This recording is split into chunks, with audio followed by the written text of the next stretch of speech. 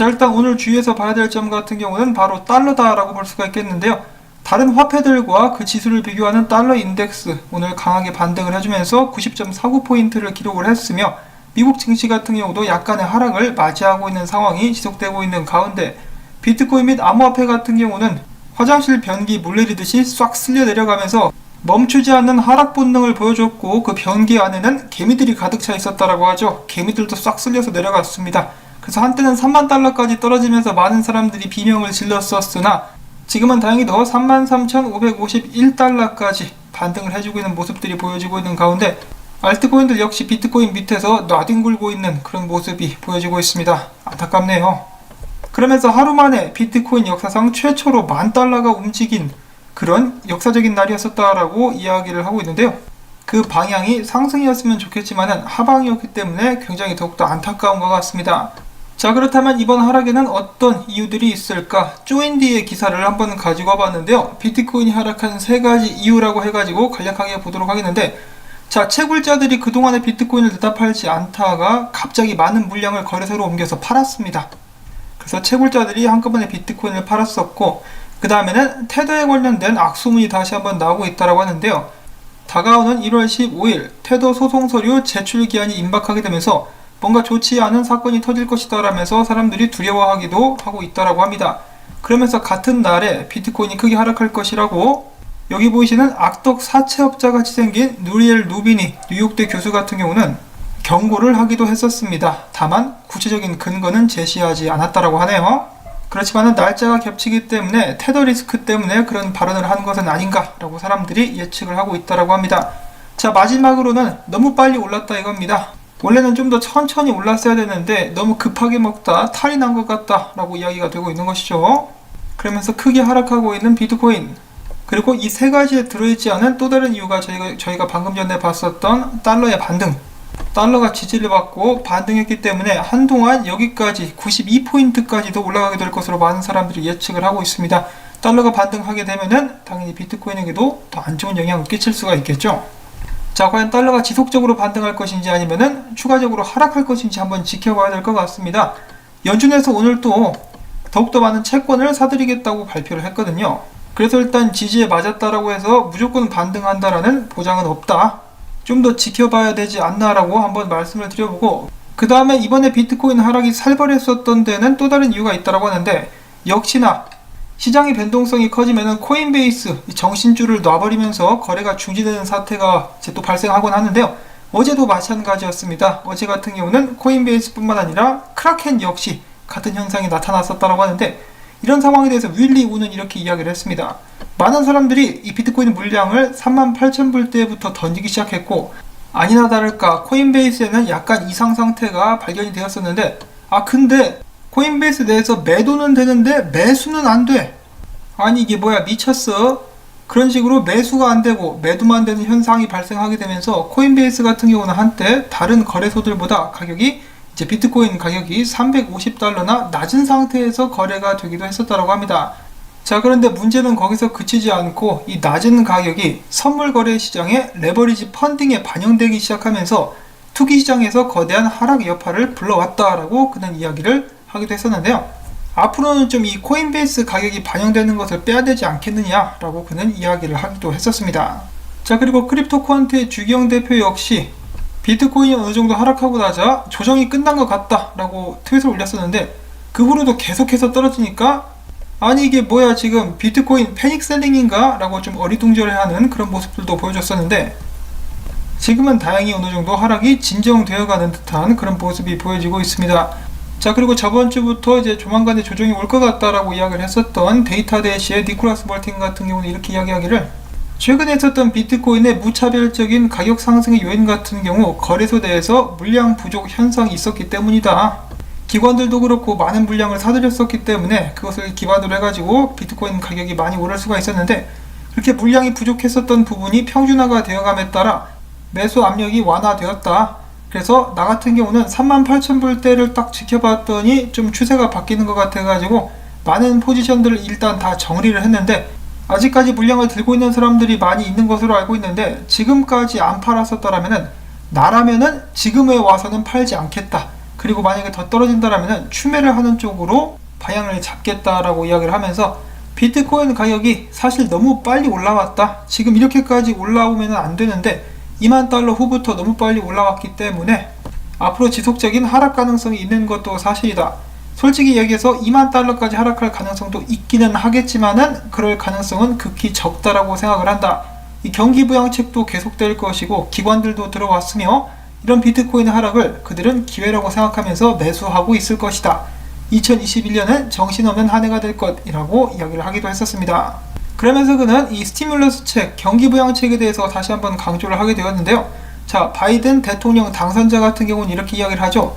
1인당 600달러로는 부족하다. 2000달러 고고싱. 조만간에 헬리콥터 머니, 달러 뿌리기 움직임이 가속화될 것으로 예측을 해볼 수가 있기 때문에 뭐 굳이 지금 팔 필요가 있나? 비트코인의 가격은 상대적으로 계속해서 올라가게 되지 않을까라고 이제 생각을 하고 있는 것이라고 보면 되겠죠.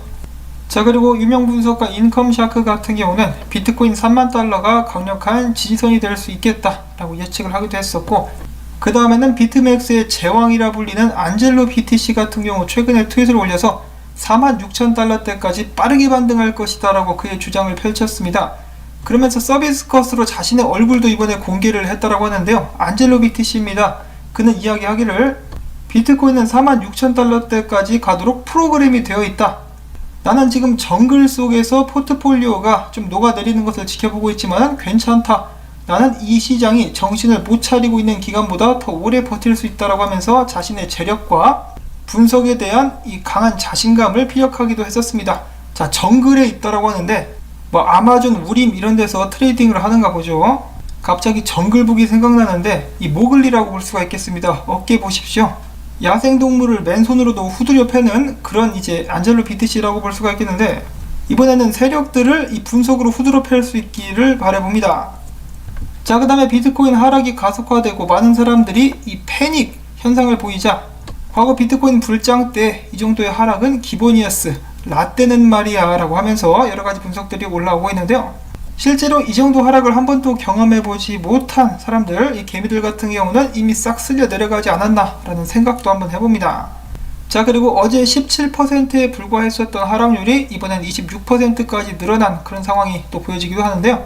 이 볼륨도 많이 나왔습니다. 그만큼 사람들이 많이 던졌다라는 소리인데 밑에서 이제 고래들이 받아 먹으면서 쭉쭉 상승할 수 있기를, 일단은 이 하락세가 잠잠해질 수 있기를 바라봅니다. 자, 그 다음에 또 여러가지 일들이 있었는데요. 미국 월가의 채권왕으로 불리는 더블라인 캐피탈의 제프리 건락 씨가 이야기하기를 몇 개월 동안 비트코인이 크게 상승하는 등 과열 양상을 보이고 있다.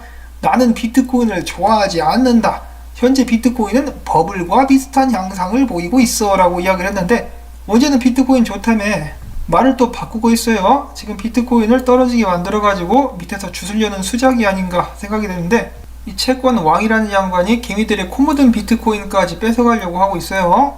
자, 그러자 이런 여세를 몰아가지고 사람들의 공포를 더 가중시키기 위해서 CNN에서는 비트코인이 며칠 동안에 20% 이상 하락했기 때문에 지금부터는 하락장이다 라고 기사를 내보내기도 했었습니다.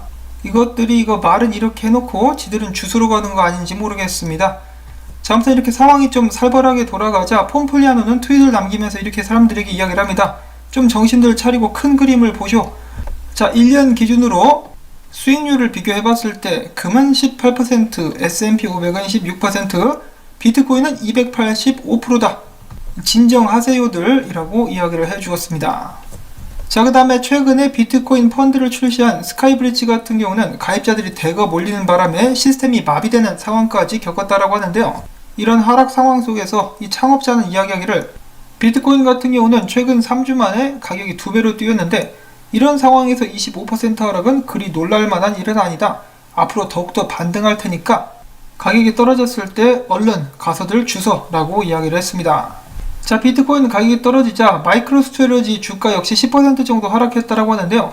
마이클 셀러가 과연 신경이나 쓸까요? 안 쓰겠죠. 왜냐하면 5개월 만에 3배가량 주가가 올랐었기 때문입니다. 10% 그까지 그냥 개평이다라고 하면서 던져줄 정도가 아닌가 싶은데, 자, 그 다음으로 넘어가서 영국 쪽에서는 암호화폐에 대해서 좀 부정적인 대응을 하는 그런 모습이 최근에 목격이 되었다라고 합니다. 자, 첫 번째로는 영국 계열의 대형 은행이라고 볼 수 있는 HSBC에서 암호화폐 거래소와 은행 간에 계좌 이체를 차단시키겠다. 우리 계좌에서는 암호화폐 매수 매도 못해 라고 이렇게 막으면서 나섰다라고 하는데요. 이에 대해서 미디어는 영국 금융당국이 암호화폐 산업을 억제하는 데 주력하면서 미국과 더불어서 반암호화폐 국가로 분류되고 있다는 평가를 남기기도 했다고 합니다. 이어서 영국 금융당국 같은 경우는 사람들에게 겁을 주기 위해서 암호화폐 투자의 위험성을 경고하면서 5가지 우려사항을 발표했다고 하는데요. 그 사항들은 다음과 같습니다. 암호화폐 같은 경우 변동성이 높기 때문에 소비자는 손실 위험이 높다. 암호화폐 관련된 스캠이나 해킹, 전송 실수 때문에 암호화폐 관련 리스크도 높다. 암호화폐 자산, 즉 이와 연계된 투자와 대출에는 일반적으로 마찬가지로 위험이 높다. 사람들은 모든 돈을 잃을 준비가 되어 있어야 하며 소비자가 이 복잡한 암호화폐를 완전하게 이해하기 힘들 수도 있으며 암호화폐를 쉽게 매도하고 현금으로 다시 바꿀 수 있다는 보장도 없다라고 이렇게 좀 되도 않는 겁주기 식의 우려를 발표를 한 것인데요. 변동성이 큰 것을 모르고 투자하는 사람은 아무도 없을 것입니다. 그 외에는 전부 다 그냥 겁만 주고 있죠. 위험해 네 돈 다 털릴 수 있어 라고 하면서 암호화폐를 좀 막고자 하는 그런 모습을 보여주고 있는데 뒷동네 가면 귀신 나와 잡아가 라고 이야기하는 것과 뭐가 다른지 모르겠습니다. 자, 그 다음에 러시아 당국 같은 경우도 비슷한 입장인데요. 시중은행에 암호화폐에 관련된 계좌를 동결하거나 거래를 차단할 수 있는 권한을 부여했다고 합니다. 자, 이렇게 많은 국가와 정부들이 암호화폐를 견제하는 데는 이유가 있죠. 그 나라의 화폐가 약해지면서 그 힘이 암호화폐로 쏟아질 수 있기 때문에 이제 비트코인이 그 정도로 무섭다 이거죠. 그래서 금지는 차마 못 시키지만은 최대한 이 암호화폐 거래를 막기 위해서 개미들을 쫓아내기 위해서 F킬러 같은 것을 막 뿌리고 있는 그런 상황인데요. 이 사람들은 결국 자신 스스로가 결단을 내려야 될 것입니다. 비트코인을 투자하겠느냐 말겠느냐는 시민들이 결정할 그런 몫이라고 생각을 하고 그들이 하기로 마음먹는다라면 그 어떠한 것도 비트코인 투자를 막을 수는 없지 않을까 하는 생각을 한번 해봅니다. 자, 그 다음에는 좀 심각한 이야기 말고 재미난 소식도 나왔는데요. 뉴욕에서 두 바를 운영하는 패트릭 휴지 씨는 25개의 비트코인이나 800개의 이더리움에 자신들의 바를 모두 매각한다라고 밝혔습니다. 그러면서 그는 다음 침체기에는 화장실을 갈 때 휴지가 필요 없을 것이다. 나는 달러로 닦으면 되기 때문이다 라고 하면서 자신의 강철로 된 엉덩이를 자랑하기도 했었는데요. 달러로 닦으면 좀 많이 아프겠죠. 자, 아무튼 패트릭 휴지 씨는 이렇게 생겼습니다. 이제 환하게 웃고 계시는데요. 솔직히 말씀드리면은 지금 제 채널을 시청하시는 분 중에 뉴욕 거주자가 계실지도 모르겠습니다만 뉴욕 거의 망했죠. 지금 거대한 회사들도 뉴욕을 탈출하고 있고 많은 사람들이 올해 뉴욕을 떠났다라고 합니다. 뉴욕에서 벌어진 많은 폭력 사태 그리고 엄청난 세금 때문에 이를 견디지 못하고 사람들이 빠져나가고 있다는 것인데요. 지금 웃고 있지만은 속으로는 지금 부글부글 끓고 있을 것입니다. 나도 뉴욕 떠나고 싶다라고 이야기를 하고 있지 않을까 싶어요. 뉴욕과 캘리포니아, 시카고 작년에 사람들이 가장 많이 떠났었던 주 및 도시들로 이름을 올린 바가 있습니다.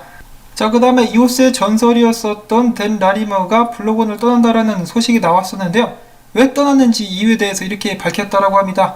이 규제가 이오스 분산화 아이디어를 무력화시키고 있다. 분산형 금융이라는 꿈이 규제와의 전쟁에서 패배하고 있는 것이 두렵다라고 이야기를 하기도 했었다라고 합니다. 그래서 규제 때문에 나는 떠나는 것이다 라고 이제 사임 이유를 밝히기도 했었다라고 하고요. 자, 그 다음에는 그레이스케일의 모회사 디지털 커런시 그룹의 창업자이자 CEO인 베리 실버트가 올해는 프라이버시 해가 될 것이라고 하면서 GKC와 젠을 또 언급을 하기도 했었다라고 합니다. 자, 지금 여러 거래소들이 이 프라이버시 코인들을 기피하고 있는 상황들이 보여주고 있는 가운데 GKC와 젠이 좋은 성적을 거둘 수 있을 것인지 한번 지켜보도록 하겠고요. 자, 그 다음에 마지막으로 오랜만에 비트코인 관련된 심리상태 아직까지 극단적인 탐욕에 머물고 있습니다. 업데이트가 되게 되고 나면은 탐욕이나 약간의 이제 중립적으로 흘러가게 되지 않을까 싶기도 한데 이번 하락이 기존에 그리고 새롭게 들어온 비트코인 투자자들에게 어떤 영향을 끼치게 될 것인지 계속해서 업데이트를 지켜보도록 하겠습니다. 자, 이렇게 해서 저는 오늘도 나온 정보들을 부랴부랴 열심히 모아가지고 영상을 만들어 봤는데요. 부디 이 암호화폐 시장이 흘러가는 것과 비트코인의 움직임에 대해서 좀 도움을 드릴 수가 있었기를 바라봅니다. 언제나 신중하게 투자하시기를 바라고 이 영상이 좀 볼만했다, 도움이 됐다 싶으시다면은 저 역시 여러분들의 도움을 필요로 하는데요. 오늘도 꽝꾸 영상 시청을 통해서 이 채널이 유지될 수 있도록 힘을 실어주신다면 정말 감사드리겠습니다. 자, 그러면 저는 다음에 새로운 소식 가지고 인사를 드릴게요. 안녕히 계십시오.